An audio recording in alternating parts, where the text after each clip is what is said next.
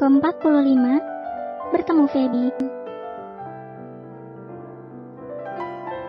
Bagaimana Aulia? Apa kamu bisa membuat pesanan seperti yang aku inginkan? Tanya Roni menatap Aulia dengan tatapan yang sulit diartikan. Wanita yang menarik. Insya Allah, kalau masalah bahan yang dipakai untuk membuat jasnya, aku akan memakai bahan kain impor. Jelas Aulia. Itu tidak masalah. Aku mah nurut saja padamu Aulia. Semuanya aku serahkan padamu. Jawab Roni. Sepertinya aku bisa sedikit bermain-main dengan istrinya Sandi. Pria itu selalu mendapatkan apa yang diinginkan. Bahkan wanita yang kuinginkan pun selalu lebih memilihnya. Dua wanitanya Sandi akan kuhancurkan. Yang satu sudah hancur, dan yang satu lagi on the way. Batin Roni menyeringai. Kenapa Anda mesam-mesem seperti itu, Pak Roni? Tanya Sita yang baru saja menaruh minuman di atas meja. Roni langsung tersadar dari pikiran kotornya dan menatap tajam ke arah Sita. Pak, jangan melotot gitu dong. Cakep-cakep tapi dingin. Boya yang sumai dikit napa? Aulia terkekeh mendengar ucapan Sita. Memang, teman sekaligus pegawainya ini, anaknya suka belak-belakan. Apa yang dihadapi pasti langsung diungkapkan. Sume. Roni mengeringnya tidak mengerti dengan bahasa Sita yang logatnya kental dengan Jawanya. Alah bapak, gak tahu sumeh ya? Sumeh itu singkong diparut dikasih gula Jawa lalu dikepal-kepal gitu pak. Terus digoreng. Bapak tahu kan singkong? Aulia tergelak mendengar penjelasan Sita yang memang sengaja diplesetkan itu. Hei, jangan main-main ya. Aulia, pegawai kamu ini sepertinya minta dikasih pelajaran karena tidak sopan dengan tamu. Ucap Roni semakin tersulut emosi. Sabar Pak Roni. Sita memang gitu anaknya. Roni menoleh ke arah Aulia. Dia merasa tidak senang saat mendengar Aulia memanggilnya dengan sebutan Pak. Pak Roni, mau kasih saya pelajaran apa? Gak ada gunanya Pak.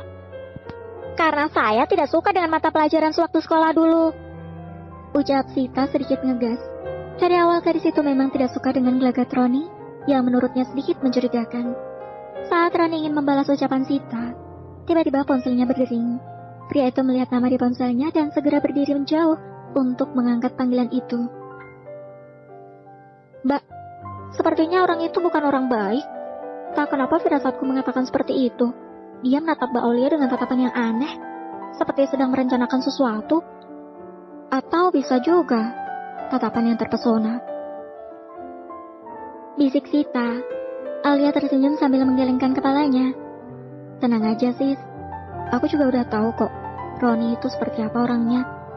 Dia sudah membuat Renata hancur. Sepertinya dia juga merencanakan untuk melakukan hal yang sama padaku. Tapi sebelum dia bertindak, aku akan membuat pria itu menyesali keputusannya. Jawab Aulia. Nah betul itu mbak. Apa orang itu tidak takut dengan Pak Sandi? Bagaimana kalau Pak Sandi tahu kalau Pak Roni tadi menatap Mbak Aulia dengan tatapan memuja kayak gitu? Dia nggak terpesona pada aku. Mungkin dia ingin aku yang terpesona dengannya. Entahlah. Jawab Aulia masih berbisik.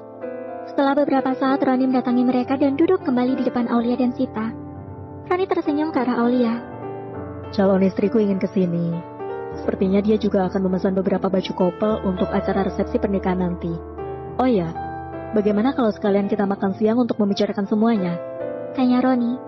Maaf, tapi sebentar lagi aku harus pergi dengan suamiku untuk makan siang. Jadi, tidak bermaksud menolak tawaran Anda. Tapi aku juga ingin menunggu calon istri Anda, Pak Roni. Biar kita bisa saling mengenal. Jangan panggil Pak. Aku lebih suka kamu manggil Mas, seperti kemarin. Aulia dan Sita langsung membulatkan matanya mendengar ucapan Roni. Dasar buaya darat. Nanti suamiku akan cemburu kalau aku memanggil Anda dengan sebutan Mas. Aulia tersenyum lebar memperlihatkan deretan gigi putihnya. Roni terpesona dengan kecantikan gadis di depannya ini. Bukan maksud Aulia untuk memamerkan kecantikannya saat dia tersenyum. Karena Aulia memang sangat cantik ketika menampilkan senyumannya. Wanita itu hanya merasa ingin tertawa saat mendengar permintaan Roni yang sangat konyol. Sial, Kenapa istrinya Sandi cantik banget? Aku hampir meleleh melihat senyuman itu. Bisa-bisa aku yang gagal untuk menghancurkan Sandi. Pria itu sampai tidak berkedip menatap istri Sandi itu. Aulia memang wanita yang luar biasa. Bagi orang yang baru mengenalnya, mungkin Aulia sama seperti gadis-gadis cantik berhijab di luar sana. Tapi setelah mengenal Aulia lebih dekat, gadis itu seakan mempunyai keistimewaan sendiri yang terpancar dari dalam hatinya. Istilah orang dulu, memiliki karisma. Sita berdeham sangat keras, membuyarkan lamunan Roni tentang Aulia. Maaf Pak Roni, bisakah lebih fokus lagi? Tanya Aulia yang semakin risih ketika Roni menatapnya dengan pandangan memuja. Tentu saja. Jawab Roni gugup. Sial, kenapa aku jadi tidak fokus? Batin Roni kesal. Terdengar suara deru mobil berhenti di depan butik. Keluarlah seorang gadis cantik dengan pakaian yang serba minim, serta kacamata hitam yang bertengger di atas kepalanya. Wanita itu terlihat menghubungi seseorang. Roni yang masih fokus kepada penjelasan konsep yang Aulia berikan, tiba-tiba mendapat telepon dari tunangannya. Ya, masuklah, aku ada di dalam. Roni mematikan teleponnya. Wanita yang tidak lain adalah Feby masuk ke dalam butik. Dia pun menghampiri calon suaminya yang sedang terlihat mengobrol dengan dua wanita yang sudah Feby duga. Mereka adalah pegawai butik itu. Selamat siang, sapa Feby ramah. Aulia langsung mendongak dan melihat wajah Feby yang terlihat tidak asing. Feby? Aulia! Roni menautkan kedua alisnya ketika kedua wanita itu seperti sudah saling mengenal. Ya Allah, Feby, jadi kamu yang memesan gaun pengantin itu? Ucap Aulia berdiri dan memeluk wanita yang bernama Feby itu. Iya, aku juga tidak menyangka kita bertemu lagi. Sebenarnya aku sudah curiga melihat plat nama butik ini. Yang mengingatkanku padamu, ternyata benar itu kamu. Seru Feby terlihat sumringah. Roni yang merasa penasaran akhirnya angkat bicara. Jadi kalian sudah saling mengenal?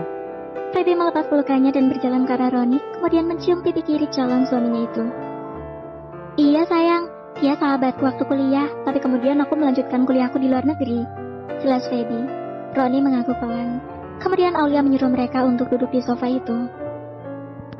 Akhirnya mereka mengobrol masalah pemesanan beberapa baju dan jas untuk dipakai pada waktu acara pernikahan Feby dan Roni. Baiklah, terima kasih karena sudah mempercayaiku untuk mendesain baju untuk pernikahan kalian. Ucap Aulia tersenyum. Aku minta nomormu ya Lia, ucap Feby. Ini kartu namaku. Aulia tersenyum memberikan sebuah kartu nama. Roni masih menatap Aulia dan tersenyum. Aulia tidak menanggapi dan langsung melambaikan tangannya ketika kedua orang itu keluar dari dalam butik.